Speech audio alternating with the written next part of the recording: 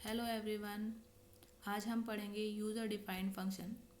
User defined functions वो functions होते हैं जो प्रोग्रामर अपने आप डिफ़ाइन करता है। हम फंक्शंस को दो तरीके से डिफ़ाइन करते हैं, एक पैरामीटराइज फंक्शंस, दूसरा होता है non parameterize function. Parameterize functions में हम पैरामीटर पास करते हैं और नॉन पैरामीटराइज फंक्शंस के अंदर हम पैरामीटर पास नहीं करते हैं। पैरामीटराइज फंक्शंस को डिफ़ाइन करने का तरीका है, फर्स्ट आप डेफ कीवर्ड लिखेंगे, उसके बाद फंक्शन नेम आपकी चॉइस के अकॉर्डिंग होगा, पैरामीटर्स पास करेंगे पैरेंथेसिस के अंदर, ये आपके नीड के अकॉर्डिंग होंगे, फिर कॉलन लगाएंगे, फंक्शन बॉडी डिफाइन करेंगे। फंक्शन बॉडी के अंदर दो चीज़ होंगी आपकी, एक स्टेटमेंट्स होंगे और एक होगी रिटर्न वैल्यू। इसी तरीके से नॉन पैरामीटराइज फंक्शन भी सेम है, बस first keyword def then function name, यहाँ पैरेंथेसिस के अंदर पैरामीटर पास नहीं होगा, फिर कॉलन लगेगा, फंक्शन बॉडी डिफाइन करेंगे और इसमें स्टेटमेंट्स होंगे और रिटर्न वैल्यू ये आपकी चॉइस के अकॉर्डिंग है। अगर आप लिखना चाहते हैं तो लिखें, लेकिन यहाँ जो वैल्यू पास होगी वो होगी नल।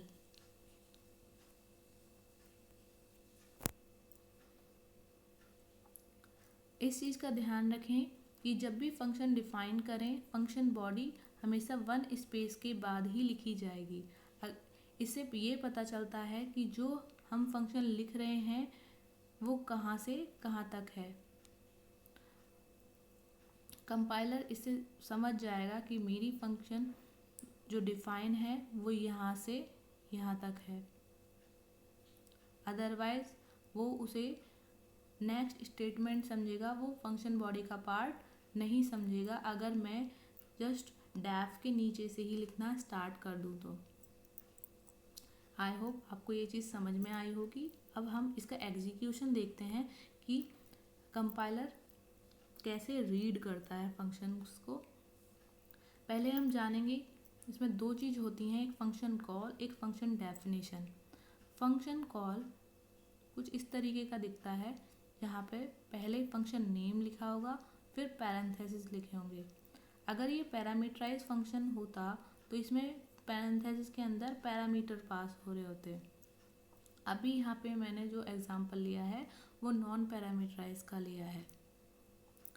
ये जो ऊपर पोर्शन है ये फंक्शन डेफिनेशन का है।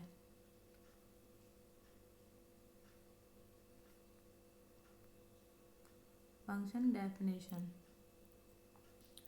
अब कंपाइलर इसे रीड कैसे करेगा? कंपाइलर हमेशा मेन फंक्शन से रीड करता है, लाइन बाय लाइन वो रीड करेगा, जहाँ उसे फंक्शन कॉल मिलेगी वो सीधे जाएगा फंक्शन डेफिनेशन के पास।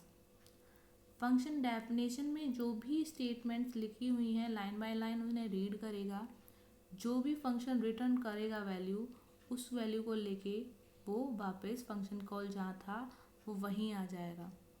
एंड देन उसके बाद सब जो स्टेटमेंट्स होंगी उन्हें वो एग्जीक्यूट करेगा।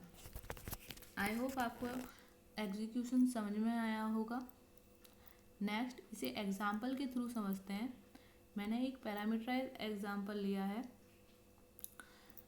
ये प्रोग्राम है दो वैल्यूज़ को ऐड करने का। यहाँ फंक्शन डेफिनेशन है, नीचे आपका मेन फंक्शन है। जो कंपाइलर रीड करना स्टार्ट करेगा वो मेन बॉडी से स्टार्ट करेगा। तो पहले लिखा है a equal to int input enter first number. यहाँ क्या हो रहा है, जब वो कंपाइलर रीड करेगा a equal to int input enter first number, तो मेमोरी पे वो एक स्पेस क्रिएट करेगा, यानी वेरिएबल a, जहाँ पे a में वैल्यू इंसर्ट करेगा। जब सेकेंड लाइन वो रीड करेगा तो एक स्पेस क्रिएट करेगा b के लिए, जहाँ वो वैल्यू जो यूज़र से लेगा वो स्टोर करेगा। एंड देन जो भी a और b की वैल्यू वो यूज़र से लेगा वो पास करेगा फंक्शन कॉल के थ्रू ए और बी में। मान लिया जब कंपाइलर ने ये रीड किया, रीड करके एग्जीक्यूट कराया, तब उन्होंने यूज़र से जो वैल्यूज़ ली वो ए में 6 थी और बी में 5 थी। तो जो फंक्शन कॉल है वो ए की जगह 6 ले जाएगा और बी की जगह 5 ले जाएगा। जब फंक्शन कॉल कंपाइलर को मिला तो वो फंक्शन डेफिनेशन के पास जाएगा उन वैल्यूज़ को लेकर, यानी x के अंदर अब 6 जाएगा और y के अंदर b की वैल्यू 5। अब x में 6 और b में 5 वैल्यू स्टोर कर दी। अब एक स्टेटमेंट है s equal to x plus y. इस स्टेटमेंट में x और y को ऐड किया जा रहा है, तो ये वैल्यूज़ को ऐड करके s के अंदर स्टोर कर देगा। यानी एक s नाम से एक और वेरिएबल बनाया जिसमें 6 + 5 11 जाके स्टोर हो जाएगा। जो वैल्यू s में स्टोर हुई है, नीचे स्टेटमेंट लिखी है रिटर्न s, यानी s में क्या है 11, वो उस 11 वैल्यू को लेके जहाँ पे वो फंक्शन कॉल था वो वापस वहीं जाएगा। यहाँ स्टेटमेंट लिखी हुई है x equal to sum a, b, यानी अभी जो रिटर्न होके s की वैल्यू आई है वो सम फंक्शन की जगह स्टोर हो जाएगी x के अंदर। फिर नेक्स्ट स्टेटमेंट चलेगी print sum of 2 number is x। जो x में अभी वैल्यू 11 आई है वो यहाँ इस स्टेटमेंट को शो करा के प्रिंट हो जाएगी। आई होप आपको ये समझ में आया होगा। नेक्स्ट देखते हैं इसी प्रोग्राम को नॉन पैरामीटराइज्ड वे में।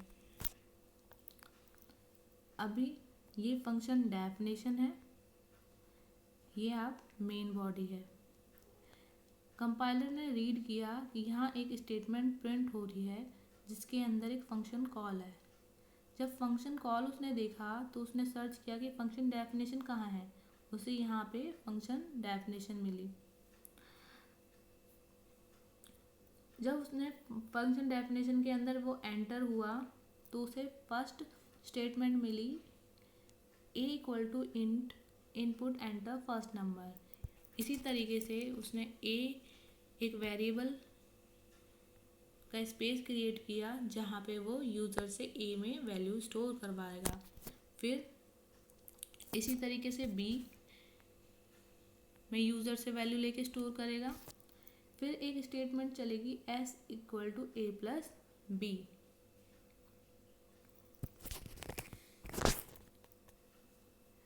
s equal to a plus b में जो भी वैल्यू यूज़र से वो लेगा वो ऐड करेगा और उसे s के अंदर स्टोर कर देगा। मान लिया जैसे अभी हमने 6 और 5 लिए थे, इसी तरीके से यहाँ पे 6 और 5 को ऐड करेगा और s के अंदर स्टोर कर देगा।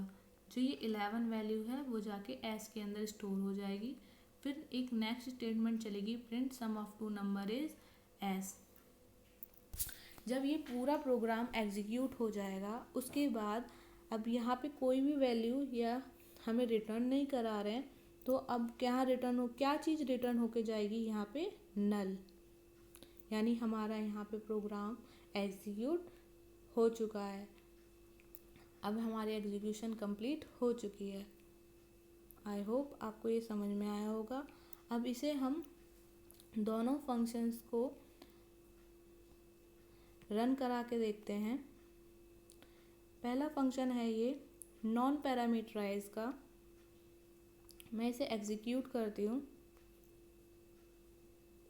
पहले उसने बोला एंटर फर्स्ट नंबर, मैंने 5 एंटर किया। फिर बोला एंटर नंबर सेकंड 6। आपको उन्होंने प्रिंट करा के दिखा दिया and sum of 2 number is 11। इसी तरीके से नेक्स्ट जो पैरामीटराइज फंक्शन है वो मैं रन करा के आपको दिखा रही हूँ। मैंने सिंटैक्स जो भी कोडिंग थी वो मैंने पहले से ही यहाँ लिख रखी है। अब आप देखिए एग्जीक्यूशन, एंटर फर्स्ट नंबर, मैंने 6 एंटर किया, and then enter second number, I enter 8, and then आपको सम ऑफ 2 नंबर्स इज़ 14 मिल गया। आई होप आपको ये समझ में आया होगा।